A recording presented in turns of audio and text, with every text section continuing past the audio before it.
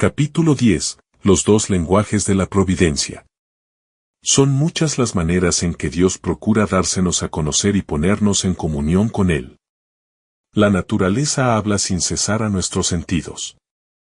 El corazón que esté preparado quedará impresionado por el amor y la gloria de Dios según nos revelan las obras de sus manos. El oído atento puede escuchar y entender las comunicaciones de Dios por las cosas de la naturaleza.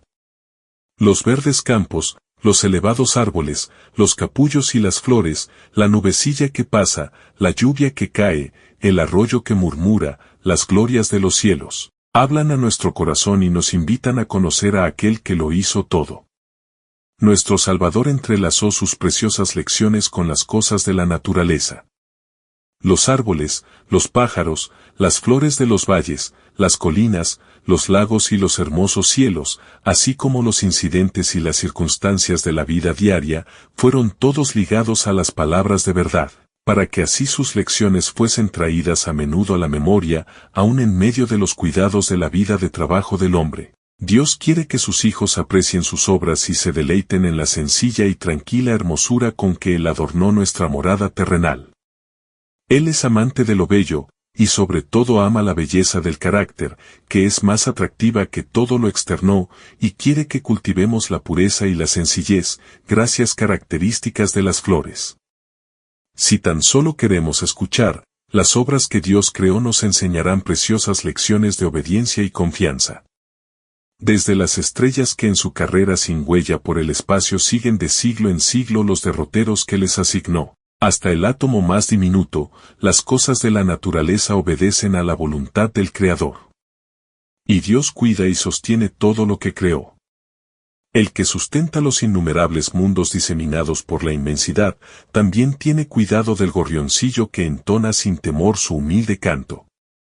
Cuando los hombres van a su trabajo, o están orando, cuando se acuestan por la noche o se levantan por la mañana, cuando el rico se sacia en el palacio, o cuando el pobre reúne a sus hijos alrededor de su escasa mesa, el Padre Celestial vigila tiernamente a todos. No se derraman lágrimas sin que Él lo note.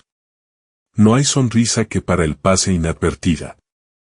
Si creyéramos implícitamente esto, desecharíamos toda ansiedad indebida. Nuestras vidas no estarían tan llenas de desengaños como ahora, porque cada cosa, grande o pequeña, se dejaría en las manos de Dios, quien no se confunde por la multiplicidad de los cuidados, ni se abruma por su peso. Entonces nuestra alma gozaría de un reposo que muchos desconocen desde hace largo tiempo. Cuando vuestros sentidos se deleiten en la amena belleza de la tierra, pensad en el mundo venidero, que nunca conocerá mancha de pecado ni de muerte, donde la faz de la naturaleza no llevará más la sombra de la maldición. Represéntese vuestra imaginación la morada de los salvos, y recordad que será más gloriosa que cuanto pueda figurarse la más brillante imaginación. En los variados dones de Dios en la naturaleza no vemos sino el reflejo más pálido de su gloria. Está escrito, cosas que ojo no vio, ni oído oyó, y que jamás entraron en pensamiento humano, las cosas grandes que ha preparado Dios para los que le aman. El poeta y el naturalista tienen muchas cosas que decir acerca de la naturaleza, pero es el creyente quien más goza de la belleza de la tierra, porque reconoce la obra de las manos de su Padre y percibe su amor en la flor, el arbusto y el árbol. Nadie que no los mire como una expresión del amor de Dios al hombre puede apreciar plenamente la significación de la colina, del valle, del río y del mar. Dios nos habla mediante sus obras providenciales y la influencia de su Espíritu Santo en el corazón. En nuestras circunstancias y ambiente, en los cambios que suceden diariamente en torno nuestro podemos encontrar preciosas lecciones, si tan solo nuestros corazones están abiertos para recibirlas.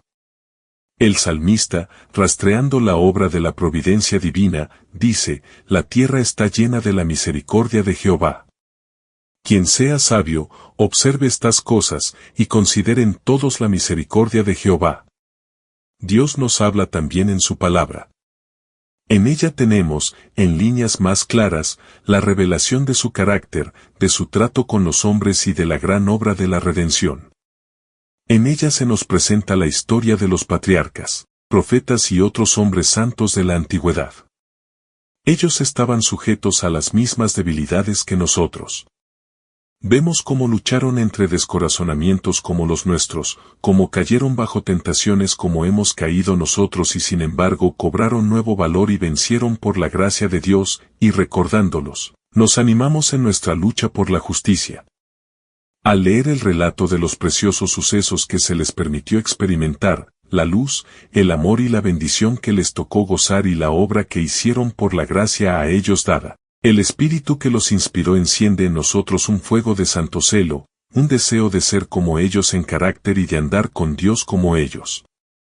El Señor Jesús dijo de las Escrituras del Antiguo Testamento, y cuanto más cierto es esto acerca del Nuevo, ellas son las que dan testimonio de mí, el Redentor, aquel en quien se concentran vuestras esperanzas de la vida eterna. Sí, la Biblia entera nos habla de Cristo.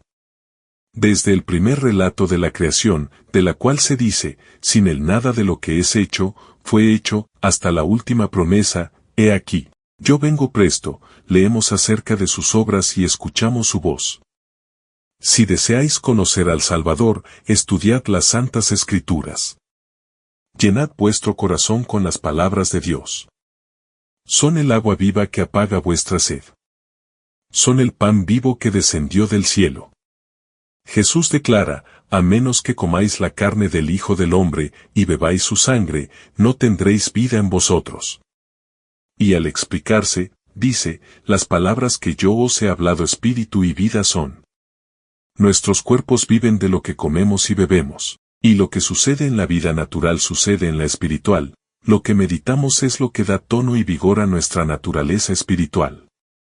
El tema de la redención es un tema que los ángeles desean escudriñar, será la ciencia y el canto de los redimidos durante las interminables edades de la eternidad. ¿No es un tema digno de atención y estudio ahora? La infinita misericordia y el amor de Jesús, el sacrificio hecho en nuestro favor, demandan de nosotros la más seria y solemne reflexión. Debemos espaciarnos en el carácter de nuestro querido Redentor e Intercesor. Debemos meditar en la misión de aquel que vino a salvar a su pueblo de sus pecados. Cuando contemplemos así los asuntos celestiales, nuestra fe y amor serán más fuertes y nuestras oraciones más aceptables a Dios, porque se elevarán acompañadas de más fe y amor. Serán inteligentes y fervorosas. Habrá una confianza constante en Jesús y una experiencia viva y diaria en su poder de salvar completamente a todos los que van a Dios por medio de Él. Mientras meditemos en la perfección del Salvador desearemos ser enteramente transformados y renovados conforme a la imagen de su pureza. Nuestra alma tendrá hambre y sed de llegar a ser como aquel a quien adoramos. Cuanto más concentremos nuestros pensamientos en Cristo, más hablaremos de Él a otros y mejor le representaremos ante el mundo. La Biblia no fue escrita solamente para el hombre erudito, al contrario, fue destinada a la gente común.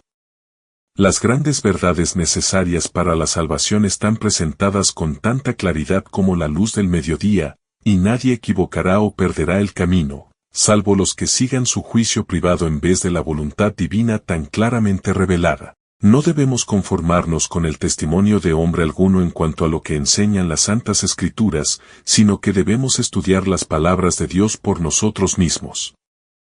Si dejamos que otros piensen por nosotros, nuestra energía quedará mutilada y limitadas nuestras aptitudes. Las nobles facultades del alma pueden reducirse tanto por no ejercitarse en temas dignos de su concentración, que lleguen a ser incapaces de penetrar la profunda significación de la palabra de Dios. La inteligencia se desarrolla si se emplea en investigar la relación de los asuntos de la Biblia, comparando escritura con escritura y lo espiritual con lo espiritual. No hay ninguna cosa mejor para fortalecer la inteligencia que el estudio de las Santas Escrituras. Ningún otro libro es tan potente para elevar los pensamientos, para dar vigor a las facultades, como las grandes y ennoblecedoras verdades de la Biblia. Si se estudiara la palabra de Dios como se debe, los hombres tendrían una grandeza de espíritu, una nobleza de carácter y una firmeza de propósito que raramente pueden verse en estos tiempos. No se saca sino un beneficio muy pequeño de una lectura precipitada de las Sagradas Escrituras. Uno puede leer toda la Biblia y quedarse, sin embargo, sin ver su belleza o comprender su sentido profundo y oculto. Un pasaje estudiado hasta que su significado no sea claro y evidente sus relaciones con el plan de salvación, resulta de mucho más valor que la lectura de muchos capítulos sin un propósito determinado y sin obtener una instrucción positiva. Tened vuestra Biblia a mano. Leedla cuando tengáis oportunidad, fijad los textos en vuestra memoria. Aún al ir por la calle podéis leer un pasaje y meditar en él hasta que se grabe en la mente. No podemos obtener sabiduría sin una atención verdadera y un estudio con oración. Algunas porciones de la Santa Escritura son en verdad demasiado claras para que se puedan entender mal, pero hay otras cuyo significado no es superficial y no se discierne a primera vista. Se debe comparar pasaje con pasaje. Debe haber un escudriñamiento cuidadoso y una reflexión acompañada de oración. Y tal estudio será abundantemente recompensado. Como el minero descubre vetas de precioso metal ocultas debajo de la superficie de la tierra, así también el que con perseverancia escudriña la palabra de Dios en busca de sus tesoros escondidos encontrará verdades del mayor valor ocultas de la vista del investigador descuidado. Las palabras de la inspiración, meditadas en el alma, serán como ríos de agua que manan de la fuente de la vida. Nunca se deben estudiar las Sagradas Escrituras sin oración. Antes de abrir sus páginas debemos pedir la iluminación del Espíritu Santo, y ésta nos será dada.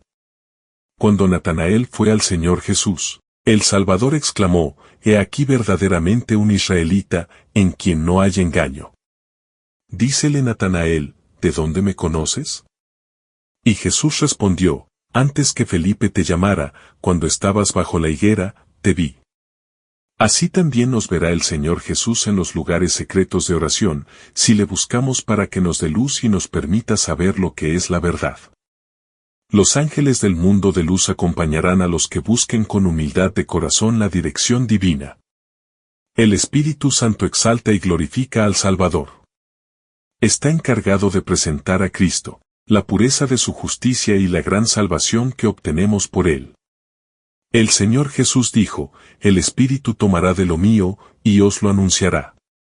El Espíritu de verdad es el único maestro eficaz de la verdad divina.